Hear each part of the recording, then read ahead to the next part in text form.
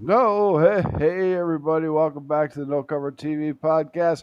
Look who's in the house next to me and around me. Hello, enemies in the house all the way from Australia tonight. How you doing, Woo! guys? Good to see Wee! you. So we're going to have a great interview with Hello Enemy in just a little bit. But first, I got to BS all you out there and thank each and every one of you for checking out the No Cover TV podcast. And of course, back in the days from 97 to 2014, 16, back in the TV days when we were on TV twice a week, getting away with a lot of things we probably shouldn't have done, but we did it. We got the music and the story in your face, just like we're doing now. Big L's not going anywhere. It's my job to get that music and your story out there, and that's what I'm going to do. It doesn't cost you anything. That's why it's called No Cover TV. Most definitely, it's about their music.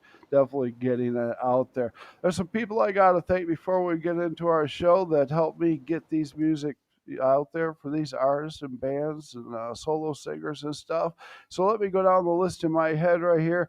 Andrea, you're out there from Andrea Hall Music Management. We got Sandra from De La Parra Entertainment. We've got Oz from Blindfolded International Management. We got Legion Entertainment. We got Kaipo Entertainment with the Sound Lab around the clock, SBM Global, and we got Curtain Call Records too. I think these gentlemen heard of Curtain Call before. And Curtain Call Records, definitely. I want to thank all of them, plus all the rest of you guys that send me the bands to be on this show. And of course, all you indie artists that aren't representative, I have you on the list too. So the list is 5 miles long, but I will get to each and every one of you. I will get you on the show. I've been doing it for a long time. I don't plan on giving up on you. Not anytime soon. So I will get your story music out there, all genres, all age groups. And actually, tomorrow I will be interviewing a 14-year-old up and coming country artist. So look out for that. I mean, these youngsters nowadays really making me look bad. Really looking bad. Really making me look bad. So that's wonderful. These kids nowadays. There's some amazing kids out there. So before we get on with Hello Enemy and talking about them and their music, let me catch my breath and do what I do best. Say my three favorite words. What are they? That's right. Support, support, support. Support these artists. Go to their shows, pay a cover charge if there is one. Then get to that swag table. Bring a duffel bag. Load it all up with the DVDs, the CDs, the hoodies, the keychains, the coffee mugs, T-shirts, bumper stickers. It goes on and on. Just pack up that table, carry it all in there, and get out to that floor and enjoy yourself. Have a great time with these artists. Enjoy the show. And see if you stick around afterwards. Get an autograph from them. You never know. In my book, they all go straight to the top. Remember, these artists love doing what they're doing to put a smile on your face, and your smile in return kicks right back to these artists and puts a big old shitty grin on their face and smile on their face at the end of the show. So it's a great thing. Music makes the world go around, I feel. It's a wonderful thing. What do you think, guys? Couldn't agree Amen more. to I think that. we got to get some coffee mugs. Yeah, That's a good idea. Yeah. That's a good one. Coffee mugs. So in the house is Hello Enemy from Adelaide, Australia. How are you doing, gentlemen? Not bad. Very good. Going well, thank you. Yeah. We've got Ben in the house, Dan in the house, and Dave in the house. How you doing, gentlemen? This is right. Three-piece Good, band. mate. You guys, rock, roll, metal, death, and grunge all wrapped up in there. You got blues in there. You got a little bit of everything going on with your music, and I'm loving what I'm hearing. My goodness, and especially being a three-piece band. Um, Most definitely can tell you gentlemen have all been doing this, and our seasoned professionals have been doing this for quite some time. You just didn't start yesterday.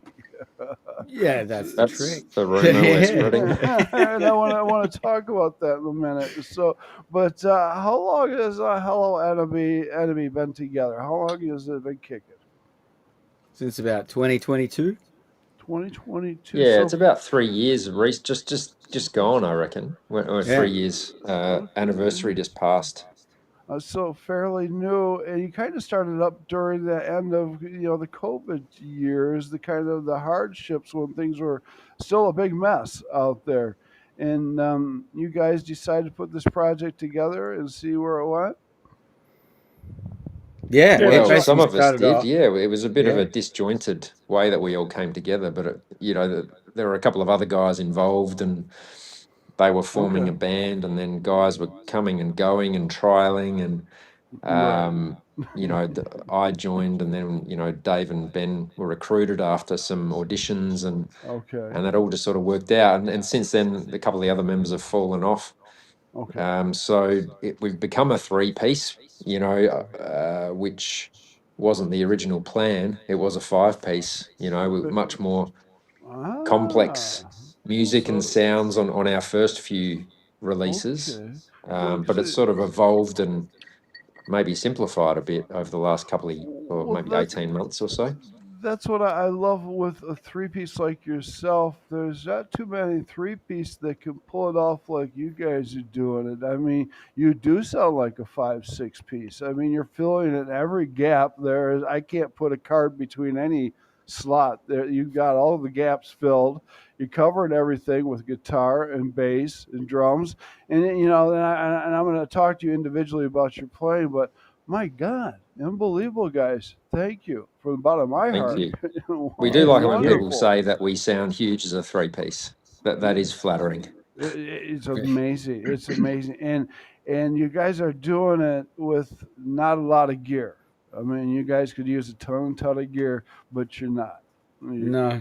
No, not Tube at all. amps and chords straight up. A few chords straight up. There you go. A couple banged up 56s. We're a bit old school, with our analog equipment. We like that. Dusty old stuff. There you go. Extra tubes with you. There you go. Dog hair all over it. Dog hair and dust. Bit of beer. Right. Okay. Started 2022. Well, you guys are a lot older than that. So we're going to go back in time. There's only 3 of you guys, so I got some time to pick on each of you for just a little bit. Okay. And it looks like most of you are all probably about the same age. So we probably all went through about the same thing. I won't not okay. I won't talk about some things, but we'll talk about something. So, anyways, all right. Now I want to think. Youngest in the group is Ben. Ben, are you the youngest? I reckon. I reckon. Yeah. A couple of years, I reckon. Yeah. A couple of years, Ben. So, okay, so I want to think you grew up in that grunge, early grunge metal, Pearl Jam and stuff like that. Am I thinking right? Yeah. Yeah, it was actually it was Pantera and Metallica to start off There with. you go. for me. Oh, geez. But going back, I mean, I was listening to music forever and a day. I'd get dressed up like Michael Jackson and do dances for everybody when I was 5 years old, Hell Just yeah. loved all of that stuff. It was all good.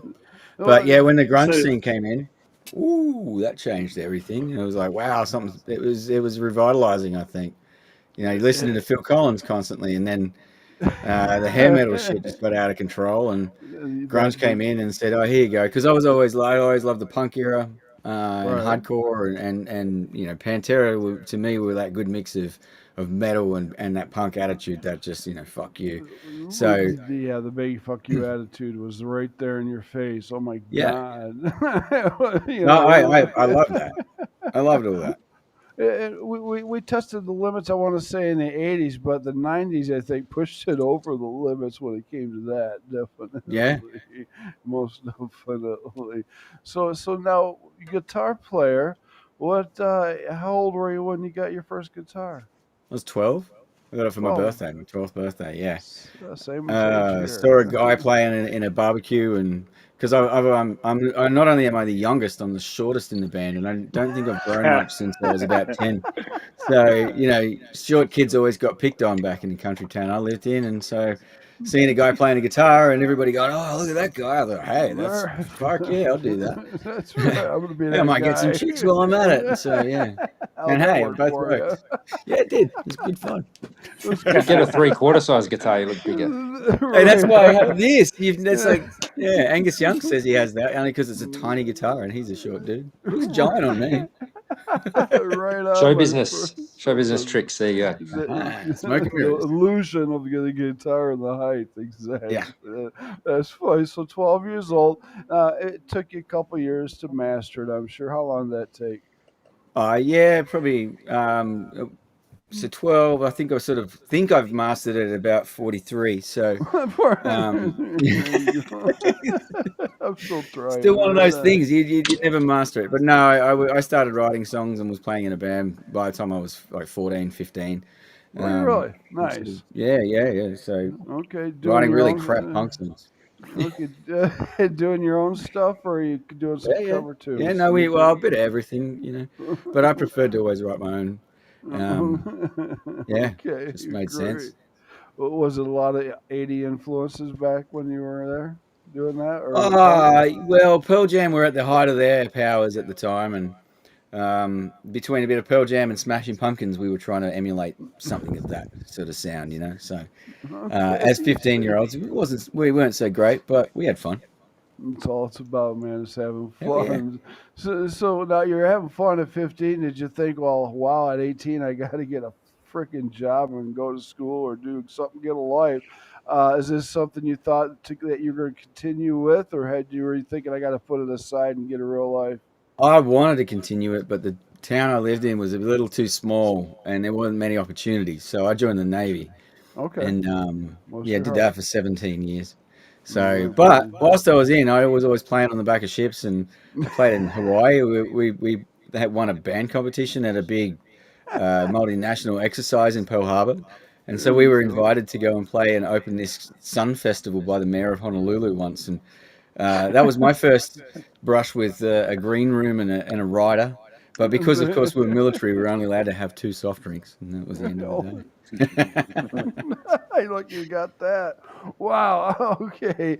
All right, Dan, you got a big grin there. Let's talk to you for a second, Dan. Okay. All right. You look I'm like just you trying to picture that. Yeah. Don't try. We've seen Don't pictures know of Skip on the back of a boat. Yeah, He's a very different looking human being back then too. yeah, that's it. I'm sure he is The definitely. Navy haircut. The Navy haircut, just like the one I got with. But anyways, all right, Dan. Okay, so now you grew up with the '70s and the '80s music, and that's what you were listening to stuff. What caught your ear? What were you listening to? What'd you like a lot back then? Yeah, look, I think what got me into guitar was probably also Metallica. Really? It was just that era, right? It was late 80s, Yeah. early 90s, and they just had the most interesting stuff. So when I was starting to learn guitar, me and another mate, B-Man, who was actually in this band for a little bit, we were teenagers, and we would just go to each other's houses, and I'd play Hetfield and he'd play Hammett, and we just do the lead and rhythm parts of Metallica. And if you learnt that stuff, God, it was a good way to learn music. True. If you liked what you were playing, like I couldn't just read sheet music and go to a lesson, and it was boring as batshit, right? So you have to like what you're playing, and I say this to my kids now, Right. don't learn some boring one-page song that you don't know and you don't care about. You just won't practice it, right? But if you really like whatever it is, the girls like Taylor Swift. Learn a Taylor Swift song. I don't care, as long as you're motivated and you're into it, and I was like that with Metallica, and learning their stuff. Like if you could learn one of their solos or one of Hetfield's, super fast rhythm parts, then that really, it's a great way to Instant pick street up cred. skills. Yeah, totally. Most definitely. So what made you pick up the bass? Well, why the bass? That was out of my control. That was out of your control. Okay, I want to hear this. No. So I did He was guitar bigger for than quite a Ben. while, and wait, do I play bass? Fuck. They told me it was just a guitar, and I thought anyway. Right. I play the big guitar.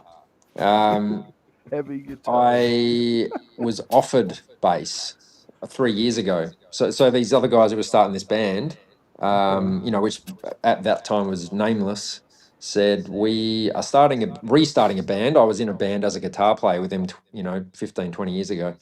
And they said, come out of guitar retirement, but we want a bass player, because our bass player, who we sort of had recruited to the band, he's hurt himself. He's hurt his hand and arm, and he fell off his bike, and he can't play for a while, and he's just going to have a break from music.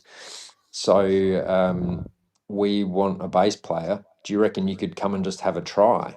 And I said, well, I don't have a bass. Yeah, I don't know how to play bass.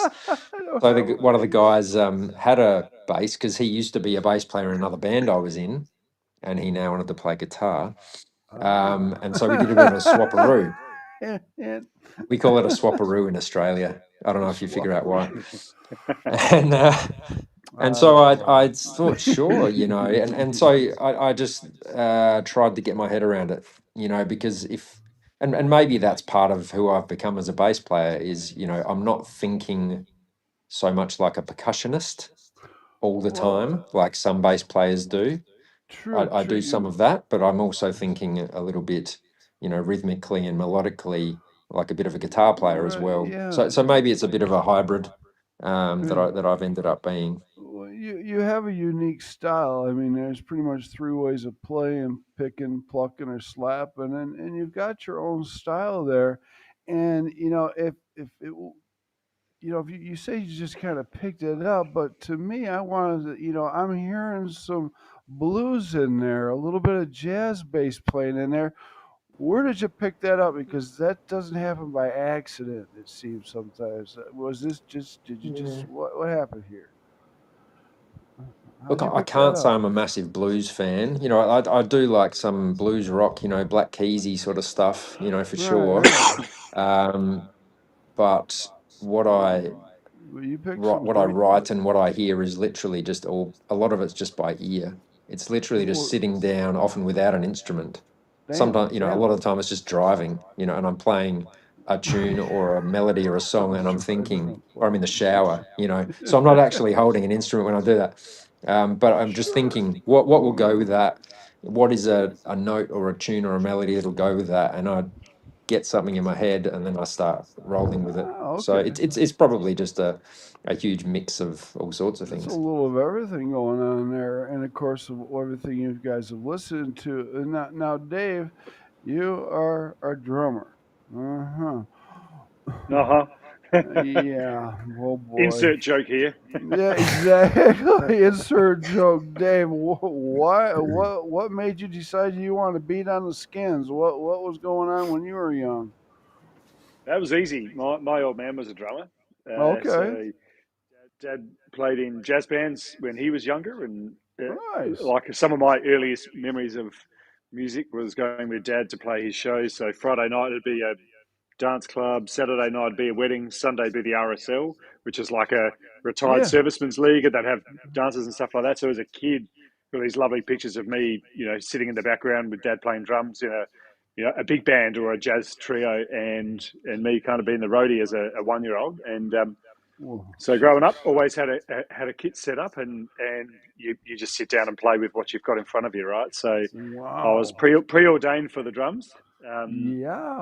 Amazing. I didn't really take it seriously until I was probably 11 or 12, I guess. So 11 or 12. Okay. Now, what music were you kicking? What were you listening to and playing drums to on the phonograph? What were you listening to?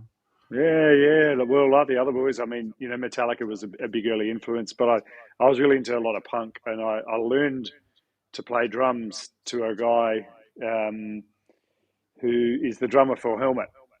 Oh, really? So yeah, Helmet's like one of the tightest, hardest, most technical kind of drumming, and some really early Deftones. But then I went and played in punk bands, so I listening to a lot of Millencolin and Breach and Green Day and some bands like that early days, which you learn to be fast.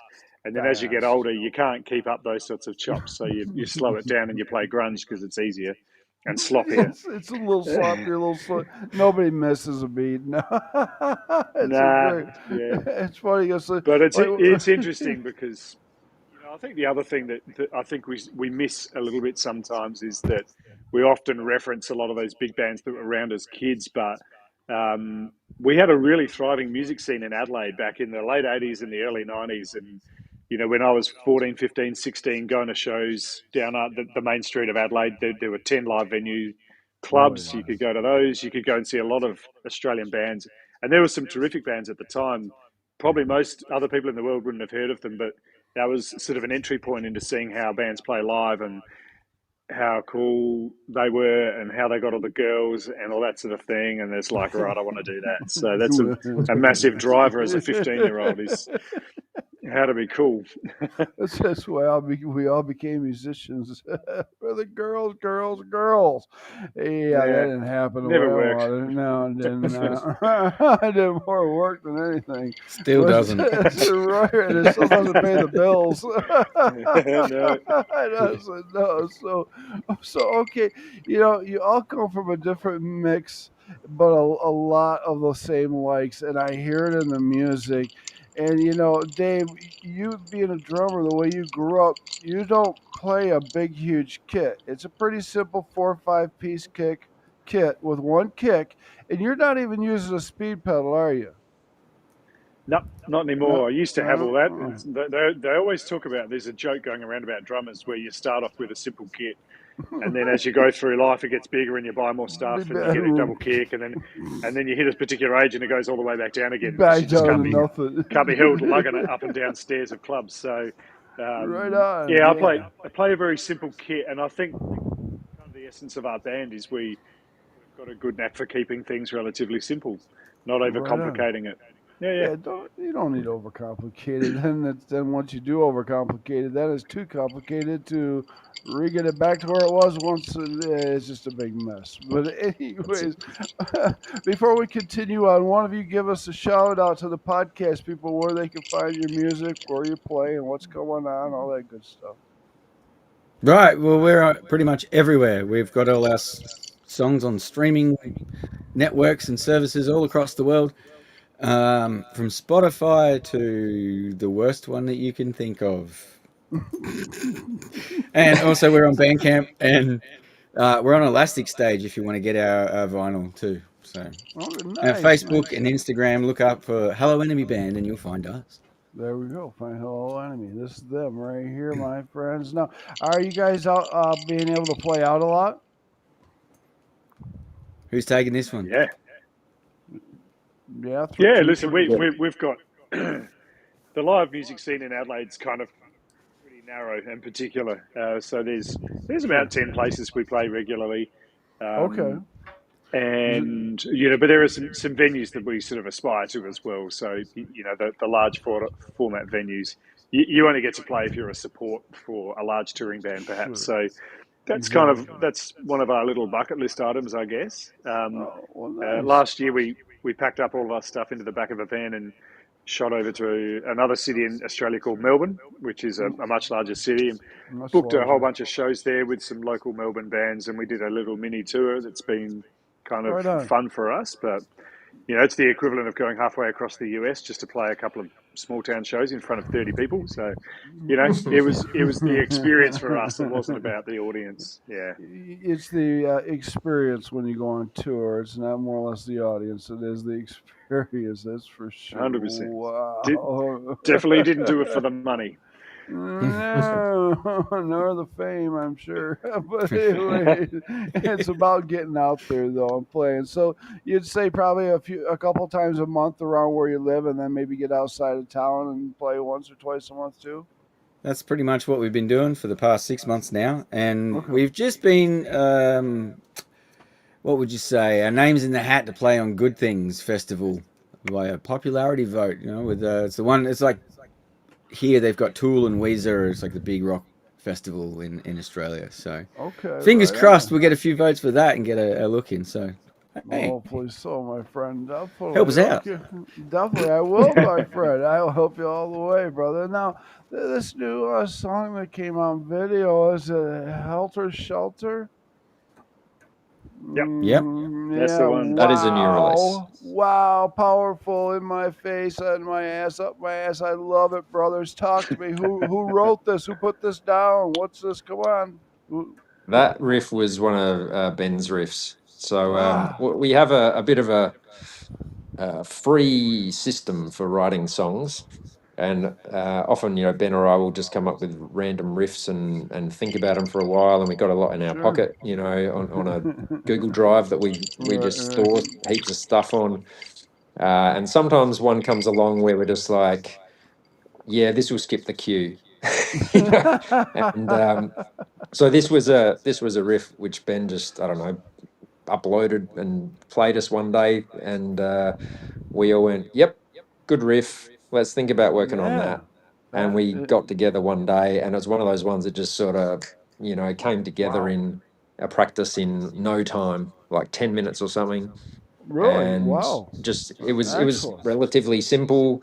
Linked a few riffs together, and I gather the lyrics flowed pretty quickly because it all just I happened love very, I very love this rapidly. version. I love this version of this story because it's completely different to mine. No, I've heard you say it many times. I'm just saying the same thing. Yeah, no, but like, much like a lot, as just as Dan said, like, we will all have our little riffs, and then something will pop up somewhere along the line, and then somebody will Sure. take it and it'll go somewhere completely different.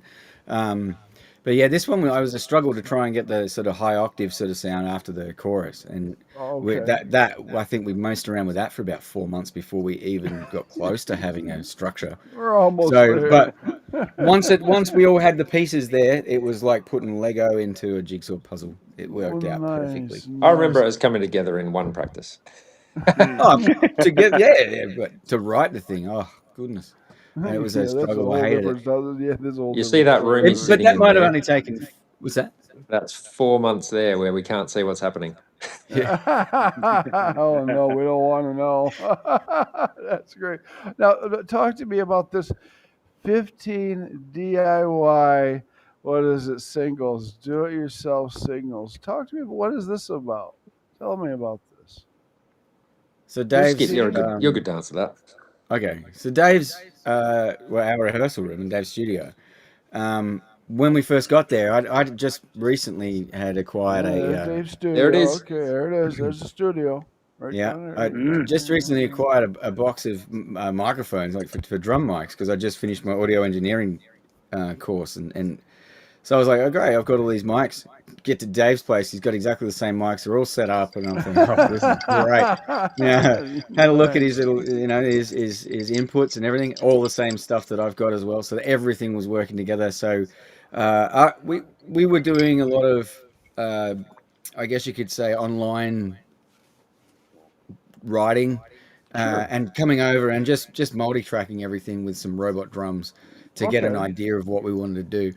And that was basically the first two songs that came out were with robot drums, but then Dave played over the top of them, and then we put those out as they were. But okay, I like that. we kind of got sick of doing that. The remote recording, the sort of nobody all being in the same place was starting to get a bit thin, and it felt a bit lifeless. And so we took advantage of the fact that we've got a room that we can set up and quite literally just walk in and press the red button, capture anything that we want for as long as we want, and chop and change and do all the things. So after that, our workflow became really quite easy. We could record a song in 2 hours, and at least the very bare bones of a song in 2 hours. Come back, sort of edit it up a little bit, add bits and pieces, come back to the studio, re-record any drums if we needed to, which Dave will probably say has never happened, but we've tried and it worked out all right. But now we're going to try a different take, and we're going in the studio at the end of this month to do our new single, along with a film crew to take some footage of. Yeah, there you go. We want to see it live, right, and up close and personal. But now, Ben, I see you in kind of your own studio. Yeah. Dave, you're in your own studio. Dan, I don't really want to know where you're at. I'm just kidding. Whose studio? He's in the equipment cupboard. Right. He's in that door behind you, right? No. Whose studio place are we using, or is it a different studio place altogether that we're using for a Hello Enemy? For the end of the month? For everything you use. Oh. What are you doing? How do you Going mean? to Dave's house? I mean, are you putting tracks down, Ben, and then bringing them over to Dave, sending them to Dave? Well, yeah, I'll demo stuff here, and Dan will come over. We'll have a writing day or two or a few hours where we sort of just discuss what we may want to do with the song, or rewrite something, or write a whole new thing. And that'll happen here a lot, but Dan generally has a riff machine So he'll just churn them out, like I don't know where it comes from, how he's tapping into whatever flow state that he's tapping into, but it's magic. Please keep doing it, whatever you're Dan's doing. mind. In the cupboard. And then if once we start, we rehearse it at Dave's and record it live just on a phone until we get to the point where we're thinking, well, we've gigged this song can't get any better. If we can get it any better, it'll happen when we're doing the recording. So, we get a song to about 98, 95% of the way written. Sure. And then when we start tracking, especially when I come into here by myself and let loose with no restrictions and nobody looking at me, then I can go crazy and come up with all sorts of stupid ideas or good ideas and just float it back to the band, and we just bounce it back and forth. There's no bad ideas and there's no wrong answers. Okay, well, for both, Ben and you, Dave, both within your studios, are you mostly using digital, or is there any analog equipment, or do you have any analog digital equipment that you're using? Well, the digital equipment is really just the interface that we're using. Right. I don't try and use too much outboard equipment. I've got outboard hardware here in this studio, but that's more for mastering and final EQ stuff, Okay, good deal. And the workstation, the digital audio workstation, because we don't use Pro Tools, I use a thing called Harrison Mixbus, and that's based on the Harrison analog console anyway. So it all feels analog, but it's digital. Everything's digital. Where'd the analog go? Oh my goodness! Now got expensive. Yeah, it's very expensive. Wasn't back then though. But anyways, self-funded tour, was that last tour you did? When was that? Yeah, that was September last year. That was when we did the road trip. Hired a van, three guys in the front, all the equipment in the back. God, that's a pain in the ass. It's about 9-10 hours drive between here and Melbourne, so decent day's drive. Yeah. And yeah, that was how we set it up. So we'd connected with some local bands in Melbourne just through socials and whatnot. Little cramped space right there. Figured out how unreliable musicians can be with answering messages and whatnot. But it all worked out in the end. That's great. Now, aren't you up for a music award? What do we got here? South Australia Music Award. Aren't we up for that? Oh, we missed out this year. Missed out this year, huh? Yeah, I'm not sure. Oh, we're not sure. Maybe because we didn't have the right management to push us into the right places, or I'm doing a bad job. I'm not sure. But yeah, as it is in the music industry, they always say it's not what you know, it's who you know. So we don't know too many people, so that helps. That helps right there. So but now you are working with Curtain Call Productions a little bit, right? Yes. Yes. Okay. You've been with them quite a long time, or has this just started? Ooh, when was that? That was probably just after the tour. Okay. Yeah. Good. Maybe coming up on 12 months. Okay. Close enough. Yeah. Oh, good people. They'll get your music out there as I will. Hi, Brian. Hi, John. They've definitely helped out with getting us some interviews hooked up with some connections, and also just playing the music on some radio stations and those sort of things. Definitely. So yeah, that's been good. Get out there. Now we talked about Shelter now, and now there's a couple other songs, and the one I like too was A Lot Like You. I like that song a lot. Dan with the bass playing there, all grooving in, all bringing it to one. What a hell of a beat and sound. Real nice, guys. Real nice. Thank you. That's a different one, isn't it? Yeah, very different beat on that one. Yeah. Good change up for us. Definitely. But it's a monster to play live too. People love how it sounds live, which is always get a good response with that. And then I flip over to watch, the acoustic and live version of Drone. It's like, oh yeah, here we go. So yeah, you take the fish out of the water sometimes and don't let it breathe for a minute. Yes, my friend, you do. Good. That's what I want to hear. Yeah, exactly. Oh my goodness. Now, guys, when you're playing around, you've got Ben playing guitar. And you've got Dan on bass and Dave on drums. This question is for Dan and Ben. Do you have to stand maybe off to the side or a little farther up front so you don't get smacked in the back of the head by a stick by Dave? Usually, if we get through the first song, that's when Dave throws sticks. So after that, we're probably pretty safe. There you go. Yeah. So you lay Very down all the reliably, time. every show. Wham! Like son Throwing of a sticks. bitch. Whoa! Yeah. You learn how to duck them real quick. You hear It that was buzzer just- coming.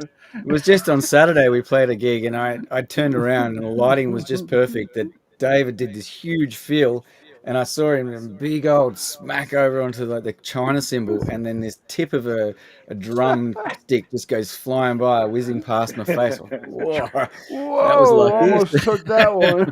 Almost took an eye out right there.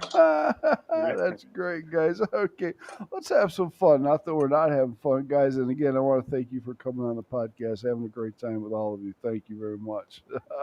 Let's have right. some Thank more you. fun. All right, let's have more Likewise. fun. All right, I'm going to ask some questions here, and we'll let you all have an answer to this. So simple, 2 answer questions on a couple of these. Let's start out with this question here. I want you to all think around the world a little bit here. Each of you get 2 answers on this. Anywhere in the world, 2 stages in your heart from when you were a kid to now that you've wanted to step on and perform. Rock in Rio. Main stage at Roskilde Festival, I reckon. There you go. Yeah. And then some underground club in New York that no one's heard of before. Want to get in trouble, don't you? Okay. Yeah. I went to Play- Tea in the Park Yeah. in Scotland a number of years ago, which is a big festival there, and that is a different thing altogether. You know, it's knee deep in mud, and it's just a fucking mess. You know, but that'd be a great stage to play on. Well, there you go, right there. Awesome, man. Ben. Oh yeah, I want to go to play Rock in Rio because all our Brazilian friends Hey. over there, and also it'd be really good Yeah. to play at the Good Things Festival in maybe Sydney or Melbourne this year. Oh, there you go. Maybe Yeah. Wimbledon, Plugging it. maybe. Right? Or what about? Have you ever heard of Wacken? Oh yeah, that'd be cool. I don't know if we're heavy enough though. Yeah, right. We'll just push it out there. See how you do. Wow, throw it in the universe. Bring it on, baby. Bring it on. Listen, you never know, my friends. I never know. It could happen. I've seen it happen to the best. All right, let's ask another question. You get 2 answers for this one apiece. And these are people. Okay, you know, you're going to think hard on theirs, and there's a lot of answers you could give me, but I want 2 from each of you. These are people. A person alive, a person that has passed away. What 2 people in your heart since you've been young to now, who have you wanted to jump on stage and perform with? Let's go with you, Dave. So what was that? Someone dead and someone alive. Exactly. Who do you want to be on stage with? Who would you love to grace the stage with, Dave? No, it would have to be Chris Cornell Yeah, okay. and Jack White, I reckon. There you go. Awesome, my friend. How about you, Dan? I'd probably say Jimi Hendrix as the one who's passed. Live ones, geez, I don't know. Maybe Zach De La Rocca. You know, Rage, bit of Rage. Oh, yeah. Seen a couple of great Rage sets. That'd be good. Great. Oh, yeah. All right, Ben, what about you, brother? Alive would probably be Ryan Adams, and dead Jeff Buckley. Okay. All right. A nice electric group there. Oh, my goodness. As the band Hello Enemy, what's the biggest crowd this band has played in front of so far? Apart from the bar stuff? Was it our it was our launch for the album, I reckon. You reckon? Yeah, for sure. Yeah? How many people? Yeah, a do you good think? 180. The place was pretty packed. I don't know. We didn't get official numbers because we sort of stopped counting after a while. After 5, right? Covered cost. Yeah, everything's a Right, bonus. Yes. So a couple hundred people out there per se of a sold out house. Okay. So well, I want to bring you back. How long ago was that show? A while back ago? That was May this year. man. Yeah, Oh, mate. okay. All right, let's go back to that show, guys. All right, this is you said what was it, a premiere or a CD release or something? What was it? Album launch. Album release. Okay, we're going back to this show. It's a packed house. They're there to see you. You boys jump on stage. The lights, the curtains go on. The first chord's hit by Ben. And all of a sudden, the drums start in. And here comes Dan with a bass riff. And you guys start rocking and rolling and going at it, man. You were there. I was there, man. You beating the hell out of it, man. Everybody's just going, ah! Crowd is jumping up. They're loving what they're hearing. They're loving what they're singing. They're getting towards the stage. They're rocking out. And you're seeing this, and you might look down and actually see some of them singing your music back to you. That's even better. You were there. Right. When you see when you guys see this, how does it make each of you feel in your heart when you see this? Initially was shock. Like, no, this can't happen. That's not real. Right. This is bullshit. This is like, and then they're fucking with the mind sort of wanders, and you lose your spot with the lyrics. And then you look at somebody's mouth, say that one lyric, and you're like, oh, they're good. Thanks for that, mate. And give them a thumbs up. Like, that's amazing. It's great fun. It's cool, man. It's something that when it does happen, it stays with you every moment. You remember them all, definitely. And it's great to see. And that's what I mean. The artists do what you do to put a smile on their face, and vice versa. It kicks right back. It's a wonderful 100%. Thing. We're not all doing this for the money, are we? No, definitely not. You would think we were trying to make a fucking buck off this. Okay. Now let's go to this question here. Now let's get a little serious here.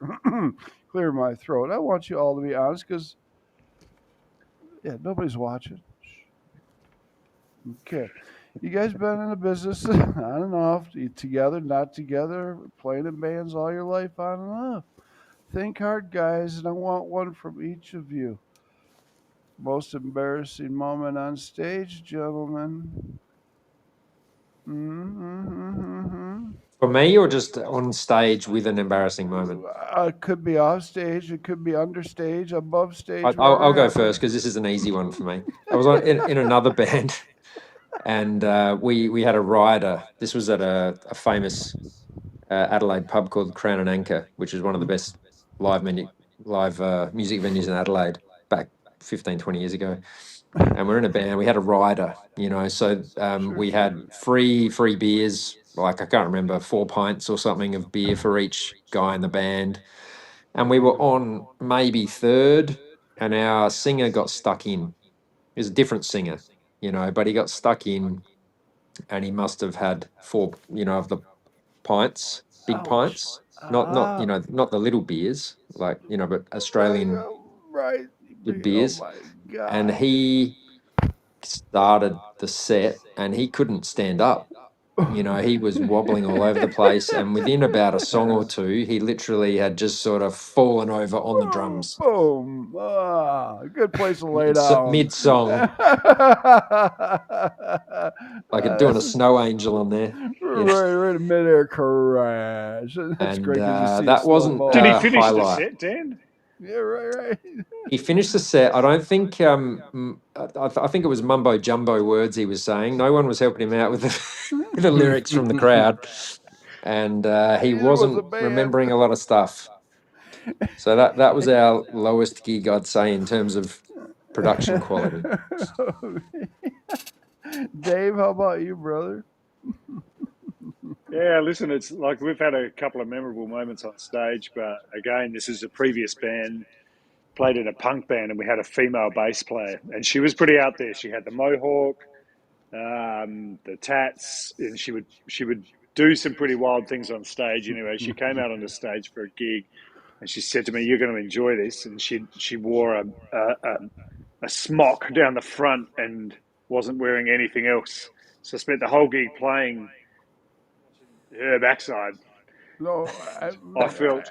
Yeah, they're your friends, right? This is one of those uncomfortable moments, and I spent the entire gig looking away not to look. Not looking at the audience, because I felt so embarrassed about watching. Her name was Frankie's bare ass kind of there in front of my face. She didn't turn around once. She just sat there, and anyway, that was probably the most awkward moment. I think the other one was on Saturday night. We played a gig and we played an encore song, and it starts very, very quickly. And Ben went to kick off, and I was still halfway through my beer. And I was just playing with one hand for about Still drinking 40 seconds before I could Is put my beer that down what and join happened? in. I was wondering why it sounded like that. Yeah. I just thought you'd thrown a stick away again or Yeah, and something. finish this beer. that's great. It's rock and roll, man. That's rock and roll. All right, Love it. Ben, you're a guitar player. Oh, I got too many, dude. I want to know. I have this some of them. tendency to talk absolute garbage in between songs sometimes. And our first trip to, and I guess this wasn't really embarrassing, but I just hate that I said it, is that we got to Melbourne on the first night, and I said, "Oh, great to be here because Melbourne's known so for its coffee. I had the best coffee ever, and I tell you what, the shit I had afterwards." And then got into this song. Why the fuck did you say that out loud? Oops, backtrack. Had I not filmed the night, I would probably have forgotten that moment. However, it's there to haunt me digitally forever. You left your mark there. Yeah, That's great. all the girls left straight after that. It was great. Straight after. Oh, Ben, do you ever take the guitar and pull a Stevie Vai and whip that fucker around your neck? Oh no! I'm just, no, too scared for that. I can't afford a new one. I think they're flying off. Right. We got see, no that's public what I'm liability saying. insurance. Jeez. Exactly. Those are the days when guys would try and it'd fly. You never knew. Oh, yeah, and I've seen too many fails. No way. I like that guitar too much. It's just, yeah, right. I feel like I thrash it around enough as it is. Exactly, my guys. Well, I have a lot of fun. What are we at? 46 minutes. A few more questions before we get out of here, guys. And again, before we get out, tell them where they can find your music, where you guys are from, and about. Somebody talk. Where is it? We Somebody are talk. from Adelaide, South Australia. We are Hello Enemy, and we are on all streaming services. Everywhere. We are on Hello Facebook. Enemy. We're on Instagram. Hello Enemy Band. We're on Bandcamp. We're not up whole- front. all the rappers. We're everywhere. Just have a look. You'll find You're us. everywhere. Now, I got 3 questions. There's 3 of you, so let's see if you all 3 can put one of these questions to one of the people. All right. The first question would be, who would be the last to leave or the latest to show up the pub? Any finger pointers? Anybody want to point somebody out? Definitely would be the last one there. Definitely the last one there. Dave, Yeah, Dave. okay. Easy one. Okay. Well, maybe the last person there too. Hey, Okay. Oh, no, used to be me. That's only because you're a drummer and you're packing all your shit up still. Right, nobody's helping. That's great. All right, how about this one? Who spends the most time in the dressing room before they get on stage? Who takes the longest to get out on stage? We are all so damn quick getting up there. We are low maintenance, man.